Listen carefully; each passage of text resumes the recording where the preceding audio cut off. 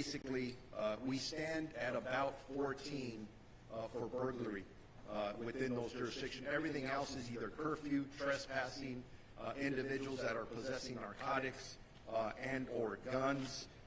Last night, I do want to bring it to your attention that in our Palisades incident, we did arrest another individual for impersonating a firefighter. Somebody else who was dressed like a fireman was not a fireman. I got to give a lot of credit to our deputies for being proactive, stopping him, and arresting him. That investigation will continue. Search and rescue operations. Our search and rescue teams have completed approximately 78% of the search area in Altadena.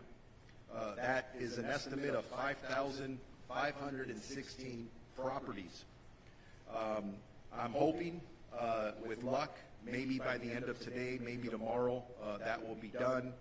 Yesterday, we started the same operation in the Palisades area. Evacuation zones lifted, Palisades 0, Eaton we did lift 2, so we're communicating the best we can with our partners and our residents to make sure that they can get back in there. And please, as a reminder, our repopulation conversations do continue with every meeting, but please remember, just because there isn't a fire, the chiefs have made it very clear that we're still having some challenges with the wind, so we've got to keep a close eye on things.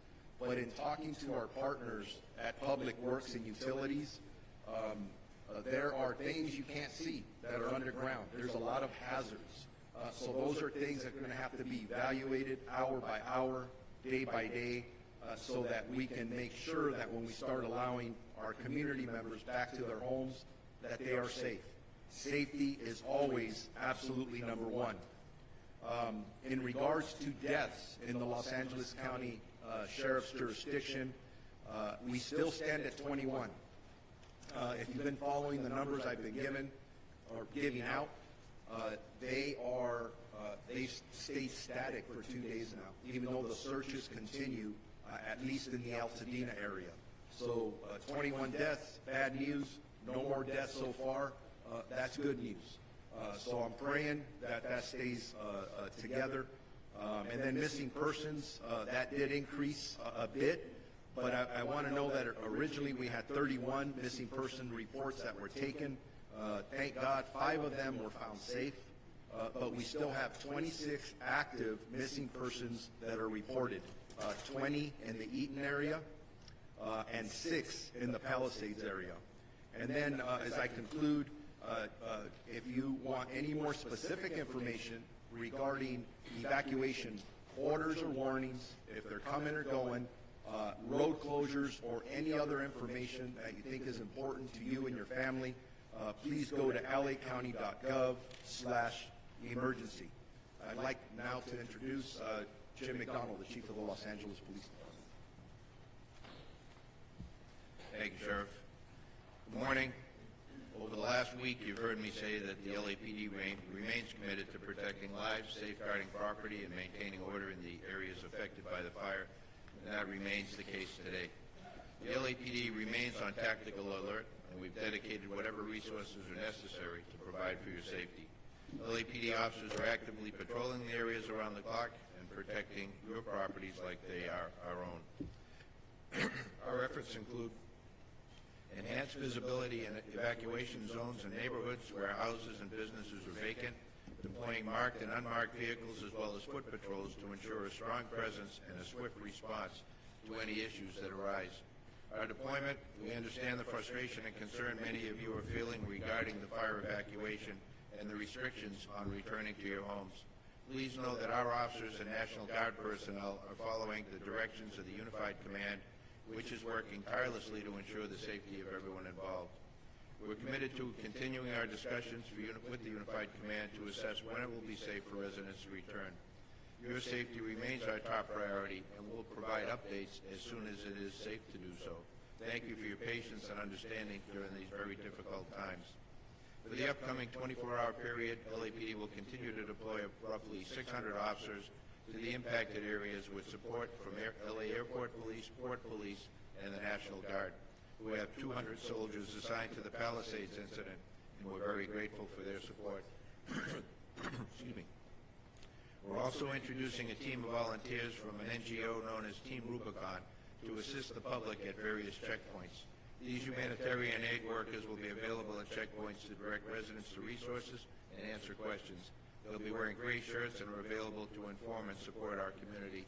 And again, we're thankful to them.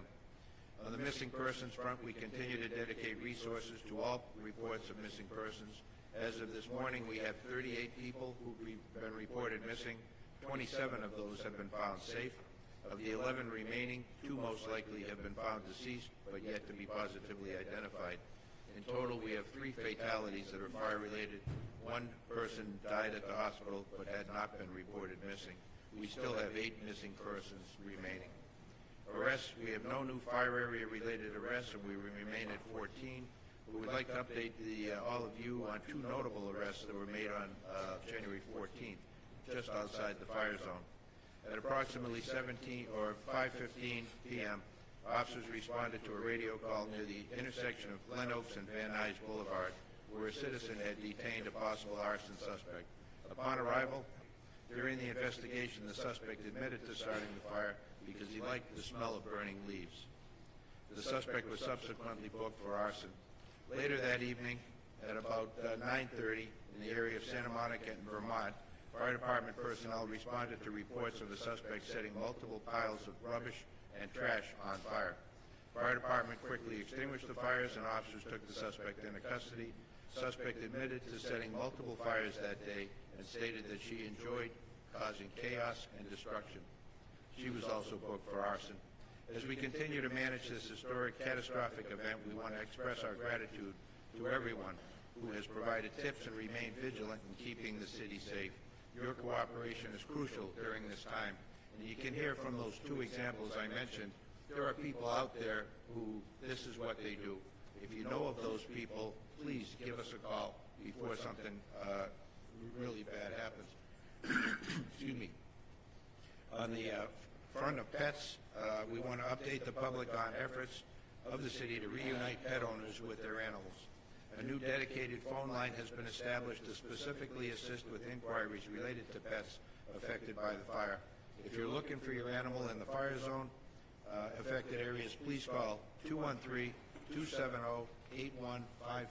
for assistance.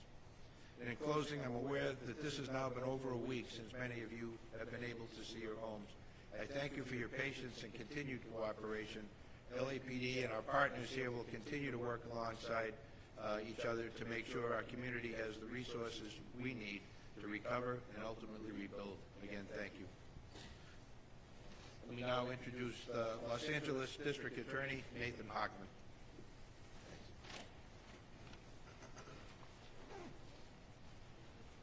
The work of firefighters, law enforcement has been nothing short of heroic. The over 200,000 people who've had to evacuate it, who have cooperated with this, again, it's been incredibly impressive. Yet still there are people out there who have decided that they are going to take advantage of this tragedy, that they're going to exploit this crisis for their own personal benefit. And we have sent this warning, and I'll say it again. The question is not if, but when you will be arrested. You will then be prosecuted, and then you will be punished to the full extent of the law. On Monday, we announced the charging of 10 different individuals, 9 for looting, 1 for arson. Of the 9 individuals, they were involved with both looting in the Palisades fire area as well as the Eaton fire area. They are looking at a minimum. The shortest sentence that anyone charged is looking at is 6 years in prison, 9 years in prison for another individual. We have people who are looking at 22 years in prison and a maximum sentence of life in prison. These are very significant punishments. Justice will be swift. Justice will be significant if you want to take advantage of this tragedy. Following on what Chief McDonald says, we've actually filed charges in 2 additional arson cases. Again, not related to the major fires. There's one that we charged an individual who set a fire in the city of Industry. He set bushes on fire. He set a pallet on fire. He set the back of a tractor trailer on fire. Those fires were quickly put out. And that individual is looking at 7 years for a maximum prison sentence. Another individual was charged in the city of Irwindale under the I-605 underpass. Again, setting a fire that was quickly put out. That individual is looking at a maximum sentence of 14 years. We have received numerous allegations that we are now following up involving additional looting incidents and price gouging. The price gouging is particularly despicable because these are people who are basically looking at this situation and saying, how can I make the most amount of money from people who are desperately seeking housing, supplies, they're seeking services because they've lost everything. They've lost their houses. And I will tell you that with respect to this price gouging, we have seen people increase their prices for rooms that they are renting, for houses that they are leasing, 100, 200, 300%. Here's my warning. If you're one of these people who have engaged in price gouging, not only do you need to stop it immediately, I would strongly recommend that you go back and fix it. Go back and refund the amount that you have overcharged people. We will certainly take that into consideration in deciding whether or not to charge you. So it's your choice. If you want to actually abide by the law, you could benefit from it right this second. But if we go ahead and find out that you've engaged in price gouging and you've taken no steps to remedy the violation that you've basically enacted, we will go ahead and prosecute you to the full extent of the law. And as importantly, your name will get out there. Your company's name will get out there. You will be publicly shamed. I want to make that crystal clear. So stop it right now. And as the recovery starts up, we again are seeing the financial scams. Over and over, we are seeing scams involving charities, where people who want to donate either money or services to the recovery effort are being targeted by these scammers. My strong message to you is if this happens, please check the organization that you are donating your money to beforehand. Do not donate cash. Do not even donate Bitcoin because it's very hard to track. Only deal with reputable organizations that you can then check out who will get that money to the appropriate people in need. Same thing when it comes to insurance. Be very careful. There are scammers out there who are going to try and make you promises that they can give you certain benefits from insurance that are completely false. Make sure you check out any insurance claims. And government benefits are starting up now. Both the federal government and the state governments are going to be offering people in need significant dollars to get back and recover in their lives. However, these will be ripped off. I will guarantee you there are people who are looking at this to rip them off. Here again is your warning, because I don't want any discussion later on that there is some confusion of what the consequences are. They will be swift and they will be significant. So again, I wish everyone great safety. Please support the firefighters. Please support law enforcement. Stay out of the evacuation zones. They are designed for your safety and to facilitate these putting out of fires and keeping people's houses safe. If you want to go ahead and violate an evacuation area, violate a curfew, you will be held accountable, you will be arrested, and my office will prosecute you. I'd like to now introduce Los Angeles County Public Health. Good morning. My name is Dr. Nicole Quick. I am the Chief Medical Advisor for the Los Angeles County Department of Public Health. As we continue to deal with the aftermath of fires and residents begin to return to their homes with proper approval from the regulatory agencies, it is important to remain vigilant about air quality. Fire and wind conditions can increase the amount of particulate matter, dust, and ash. Currently, the South Coast Air Quality Management District has extended a windblown dust and ash advisory through this evening. The high winds may displace ash from the Palisades and Eaton fire impact zones. Windblown ash particles may be too large to be picked up by our regular instruments and will not influence the AQI measures that we've pointed folks to look at for air quality. So it's important to look for ash in air and on equipment and on your surroundings to take precautions.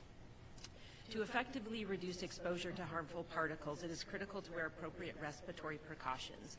This includes N95 and P100 masks. In addition to obtaining the masks, important to wear those correctly. This means over the nose and mouth without gaps and well fitted to your face. For N95 to provide the proper protection, they also must be changed out with regularity and if they become wet or soiled. It is very important to note that cloth masks, dust masks, and bandanas are not adequate protection. While they may provide minimal protection, it is not adequate to keep out those particulate and ash that we are concerned about. Individuals with respiratory conditions, children, and those with pre-existing medical conditions are urged to talk to their healthcare provider before utilizing these respirators. Taking these steps is critical for vulnerable populations, including older adults, children, and those with pre-existing conditions. N95 masks are available for free at LA County libraries and at the local assistance disaster resource centers. Quick note also for those who are struggling with finding their prescriptions, Public Health has begun offering medication assistance at all of the local assistance centers. We have teams there that can work with families and individuals to help them secure medications. Individuals can also connect with their regular providers, their pharmacies, and their health plans for further assistance in obtaining their medications. I want to make a note for those who are receiving medications for opiate use disorder. If you are having difficulty obtaining those, please call 213-288-9090, and we are available from 8 a.m. to midnight to support those needs. In addition to these efforts, there are other resources available to help in your obtaining prescriptions. Want to make one additional note that we do have environmental health inspectors at the local assistance centers that can address concerns related to fire damage and safety. We can assist family in identifying health hazards, provide education, and answer questions about maintaining a healthy environment. I will now hand this over to Supervisor Parker. Thank you, Doctor. I want to start by emphasizing, especially with the wind we'll have today, that it is important for residents to take health guidance seriously when you're near impacted areas and debris. The health concerns are serious. I've heard many questions about how to be safe when you're around an impacted area. Today, large signs are going up all over Altadena that outline precautions you should take when you're near impacted areas and when you're sorting through debris. The signs will be helpful for residents near burn areas who didn't evacuate but are still affected by debris and will be in preparation for when evacuated residents will be allowed back into the community. The information is broken up into 3 categories: what to wear, what to do inside, and what to do outside. There's a slide rotating on the screen that shares the important information that will be on those signs.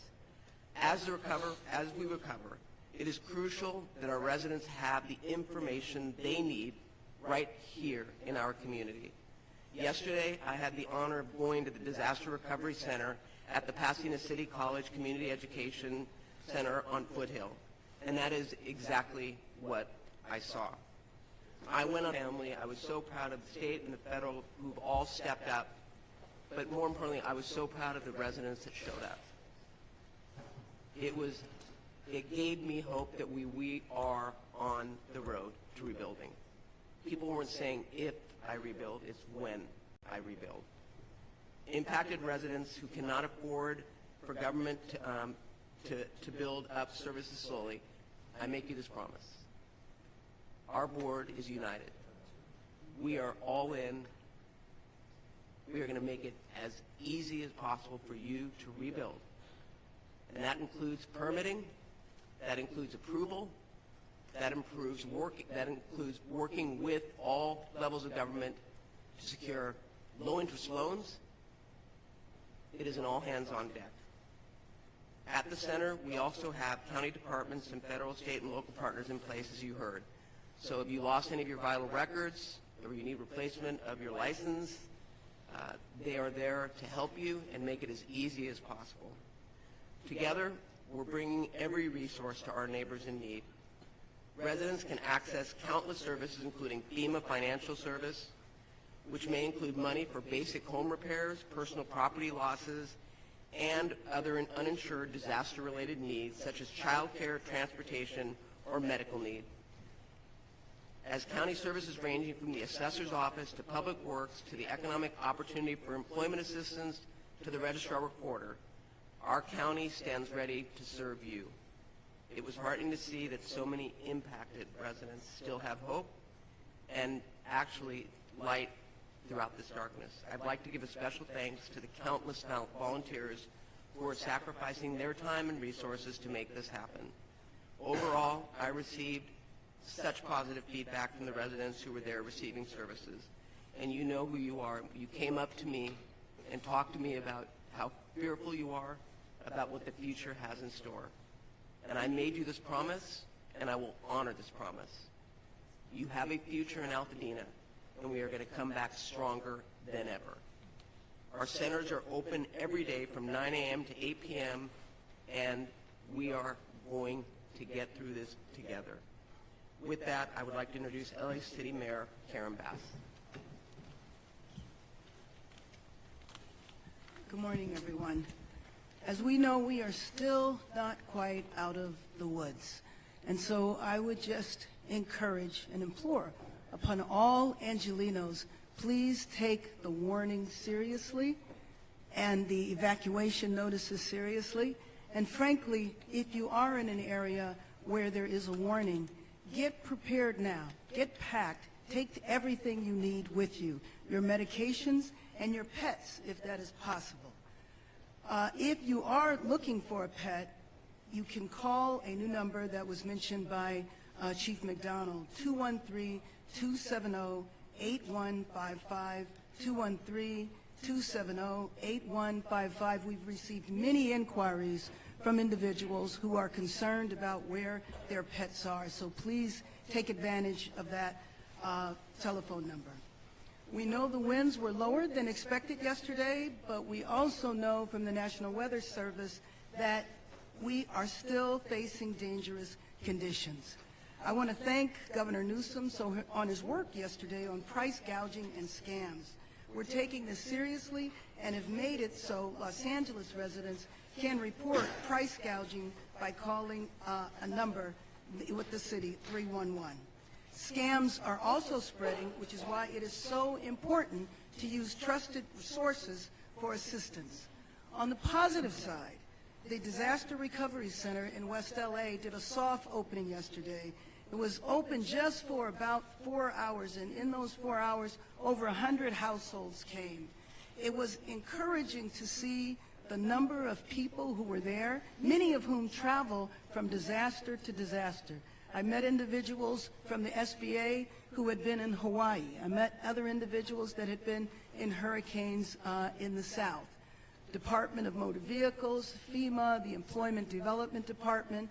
There are a variety of resources there that people could take advantage of. But I do have to tell you, what was the most touching experience was to meet a woman from Pacific Palisades who had lived in Palisades for over 40 years, and she lost her home. She told me that she was staying with her daughter, and I asked her what kind of services she was looking for there. And she said she wasn't looking for services. She was there to volunteer. Having lost her house, she was there to volunteer. To me, this is an example of the spirit of Los Angeles, selfless and resolute, that we will make it through these fires and we will rebuild. When I think of individuals who have lost their homes, it's not just a matter of losing a house. You've lost memories, family, all of the experiences that took place there are gone, and gone unexpectedly, gone rapidly. So at the same time as we prepare to make it through the rest of this emergency, we also have to start putting in place what we need to do to rebuild. And so I mentioned a couple of days ago, I did an executive order to expedite the rebuilding so those individuals will not have to go through the long waits that are usual. But yesterday, this Los Angeles City Council met and passed a number of motions that will assist in that effort. As Supervisor Barger said, we are one city, we stand together. The city and the county will do everything we can to expedite the rebuilding. If you need any resources, you can go to lacity.gov. I also want to thank the generosity of legitimate philanthropy, because there is legitimate philanthropy out there, and I hope people give generously. The California Community Foundation's fund that now has over 20,000 donations, over $18 million, received a significant contribution last evening from Mayor Rex Richardson from Long Beach, and the people of Long Beach contributed $500,000. This is how we will rebuild our city. We will rebuild our city stronger. Thank you. And let me now introduce Supervisor Lindsay Horvath. I want to reiterate the particularly dangerous situation today. Get ready now and be prepared to leave. For our county service and school updates, yesterday our board started the process of a county relief program for victims of all fires. There's more information to follow, and we will continue to act swiftly to support our residents. The County 211 wait times are now under 5 minutes. Please use 211 to access county resources and information. Several more LAUSD schools are open today. Palisades Charter Elementary students should attend Brentwood Science Magnet Elementary. Marquez Charter Elementary students should attend Norrish Sterry Elementary. You can call the Department of Animal Care and Control at 562-940-6898 to help with pet reunification. LA County Parks are hosting care camps for young people impacted by the fire/care camps. And there's more information on all recovery efforts throughout the county at recovery.lacounty.gov. Because of the particularly dangerous situation, there may be additional power outages. Please take this opportunity to charge your phones and batteries and to make sure that you are prepared in the event of a power outage. The declaration of emergency countywide has gone into effect and includes illegal price gouging, including on rent and housing options. We cannot raise the price of rent, goods, or services more than 10%. There are both criminal and financial penalties. These are enforced by our district attorney, as you heard. Through the county's declaration of emergency, our county council and our director of Consumer and Business Affairs have the authority to impose civil penalties. And I spoke with our Attorney General of the state this morning, who is vigorously investigating cases at his level. We are taking these instances seriously, and there will be consequences. Under our county emergency, we also know that this could include misdemeanor charges. The governor, as you have heard, has also issued a new executive order, and we thank him for his support and leadership. To report price gouging or other predatory practices, you can do so at oag.ca.gov/report, or you can call 800-593-8222. For more emergency updates, you can still see those at emergency.lacounty.gov. And I want to echo the thanks to our first responders, to our volunteers. I also want to especially acknowledge LASA, those who are working in the county's newly established ECRC and our homeless initiative efforts, supporting those who are unhoused in fire danger areas. Our ICP has deployed more than 15,000 people throughout Los Angeles County for all of these fires. We thank each and every person who is helping Angelenos in this critical time. Los Angeles and the state of California have stepped up. We have been supported by people throughout our nation, and together we will recover. Thank you. And now I'd like to introduce FEMA Region 9 Administrator Robert Fenton Jr. Thank you, and good morning. I just want to first give an update on our registrations for our individual assistance program. We're up to 53,000 registered, almost $12 million provided. And yesterday I had the opportunity to visit the UCLA Disaster Recovery Center with Mayor Bass to mark its opening. And as was discussed, a number of federal, state, local, nonprofit organizations there. Survivors impacted by the fire could go there to get many different services. I think there's over 70 different organizations there working to provide help to individuals affected by the disaster. So I would urge individuals to make sure you register with FEMA. If you're insured, go to your insurance first. It's better to register before going to the recovery center, but there are a lot of services there that everyone that's been impacted by the fire should take advantage of. The second thing I want to talk about is our transitional shelter and assistance program, which we just activated. That FEMA activate its transitional shelter and assistance program for displaced survivors. I'm happy to announce as of today this program is now open. The transitional shelter and assistance allows for fire survivors to stay at participating hotels to help fill the housing gap until they can identify a short or longer term housing solution. TSA may also be available for those that have insurance, so it will help if you're in the process of still trying to understand what your insurance covers, or if you have alternate living expense for that. It will be for a limited time, but it will help during that time period in order to make those decisions. FEMA is reaching out to fire survivors that have registered with us that would be eligible for this program. So you don't need to request this type of assistance. If you're eligible, FEMA will notify you via phone, text, or email. Underneath this program, FEMA pays for the cost of the room, taxes, and non-refundable pet fees directly to participating hotels. Survivors are responsible for other ancillary costs like laundry or restaurants, parking, telephone service, etc. TSA is a temporary sheltering program.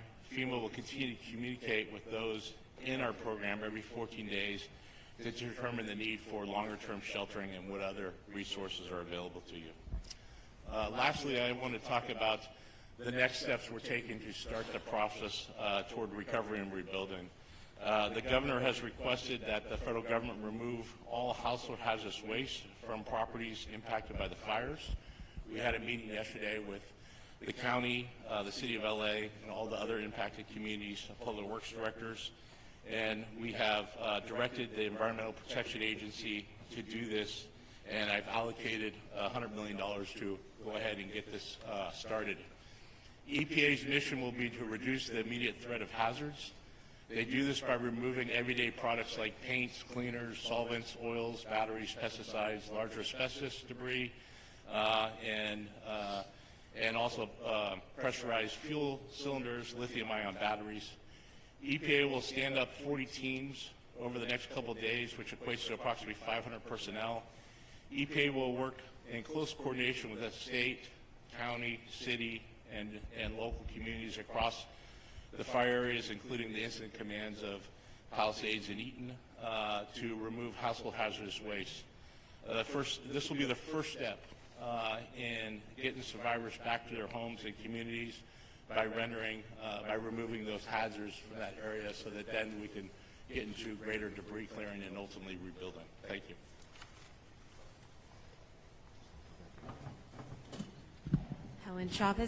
Helen Chavez Garcia, Committee Board of Equalization, for being here today. We will now transition to the question and answer portion of our press conference. Please raise your hand. We will bring a speaker to you, and I will call upon you in order to ask your question. Would you? Masa Sadie, KCAL News. I have two questions. The first is for Mayor Bass. Mayor, 700 people are in shelters right now, more than 700. Thousands of people have lost their homes. I know you are trying to expedite the rebuilding process, but realistically, how long is it going to take? I can't specifically, but what I can tell you is that the people that are in shelters, people are there for a lot of different reasons. I know some of them might be unhoused, but the rebuilding process, we have to set the guidelines and the policies in place. which is what we did, and we will be kicking that off. We have a lot more to do. As I mentioned, the City Council met yesterday. We need to put all of those policies together and begin right away. The first step, though, was yesterday, and that was the Disaster Assistance Center, for people to get all of their paperwork together. Whether they go to the Assistance Center or not, that is the first step. And I know individuals are talking to their insurance companies, et cetera. And price gouging, you're talking a lot about price gouging and how innocent people, but bidding wars are not. Actually, the FEMA director wants to respond to you as well. Yeah, I just want to add to that. We will be sending personnel from our teams to the shelters to see how many are eligible with our programs, and if we can move into a transition shelter and put in a more safer housing environment into a hotel. So we'll be doing that over the next day or two to help move people to a better situation than the Congress shelters are in right now. And on the price gouging that we're seeing happening with rentals, again, price gouging is illegal, but bidding wars are not. If the tenants are driving that, we're seeing more and more evidence of these bidding wars. Should people here in Los Angeles be bracing for rents to dramatically increase, or is there anything you can do to try to stabilize the market? So here's how bidding wars work. If a landlord or someone who's renting out a particular house or room had an original price before the price, but others give him or her additional money to rent, and they take absolutely no action whatsoever to in any way increase that price, then it falls in a gray area. I don't want to say it is 100% legal, but it is a gray area. But if the landlord or the renter or the person renting goes ahead and engages in a discussion amongst different people as to which price they're going to take that is more than 10% ahead, they're engaging in price gouging. So again, what I would strongly, strongly urge anybody who's renting or selling or providing a service is that if you receive more than 10% of the amount that you would have received before these wildfires, you are now entering into the world of price gouging. Your case will get looked at, and if you are found guilty of it, you will be prosecuted. Thank you. We're going to go right over here. Hi, this is Kate Cagle with Spectrum News 1. I have a question for Mayor Bass. What was your involvement in emergency preparation in the decision not to deploy up to 1,000 available firefighters last week, given that the National Weather Service was warning about this life-threatening and destructive windstorm? This is in regarding to the reporting Vangelis Times. I will let Chief Crowley answer that.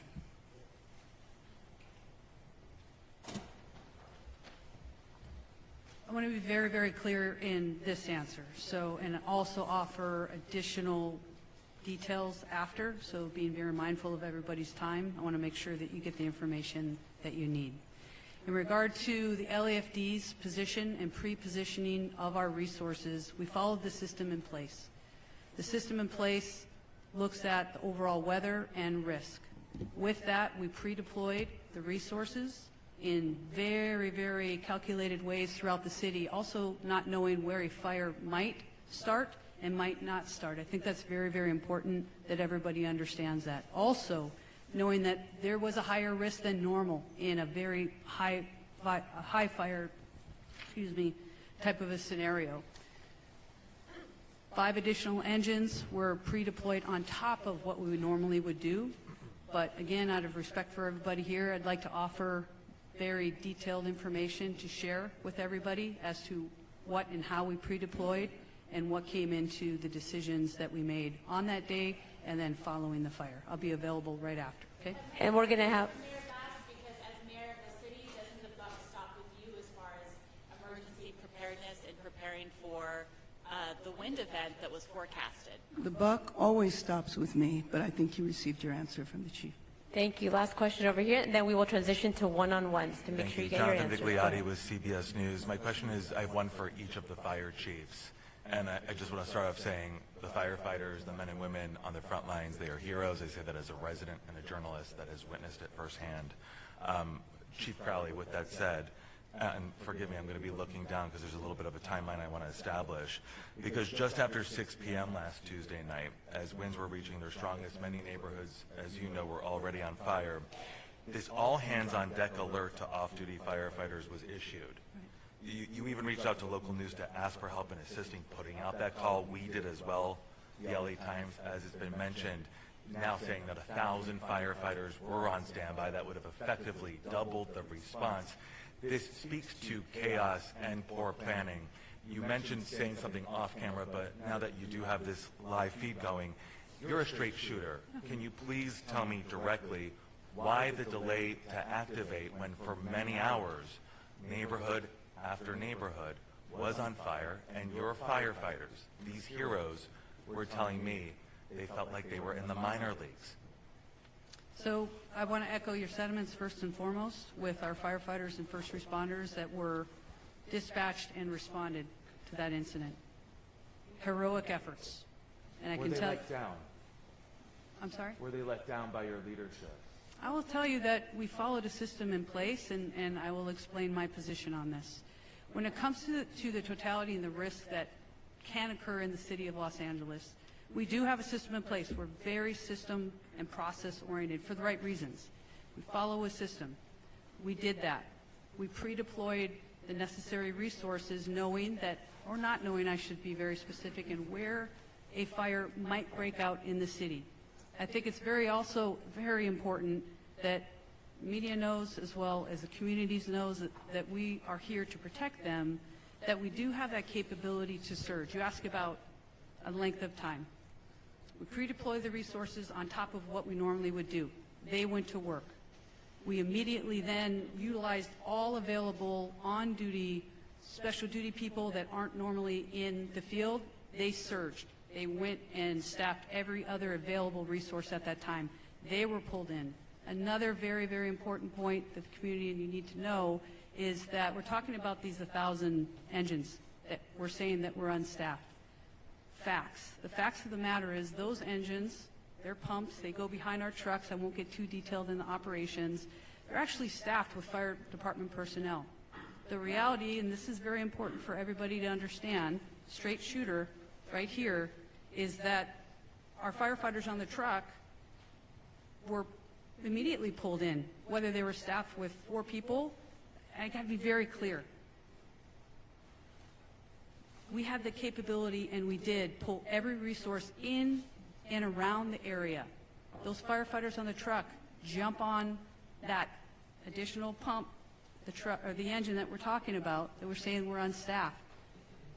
We are very fortunate as a department to have a resource deployment that we have. I don't think there's any other department in the nation that has the resource deployment model that we have. That happened. Our firefighters jumped on the pumps, our additional 1,000 engines that you're talking about, and they went to work. So we have the system that's built. We followed the system. We surged where we could surge. And in fact, I'll be the first one to stand up and say, yeah, we need help. This was so incredible. We have never seen anything. And to say or to think that the LAFD leadership or whoever we want to point to doesn't care about the communities that we serve, that we don't do everything that we can with the capabilities and the limitations of what we have or don't have. I can tell you and stand before you, we did everything in our capability to surge where we could. We had the flexibility built into the system. Had you responded sooner, had you activated those reserves sooner, Could you have saved more neighborhoods and more lives? I would think fundamentally, as we surged exactly how we did, our firefighters pushed in, they did everything that they could, and it's a what if.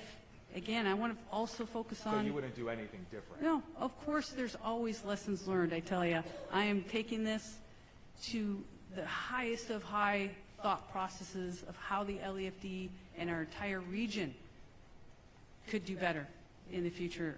Let me be very, very clear. The other piece is what and how quickly we were able to surge, not only with limited capacity within the fire department. Thank God for our agencies around us.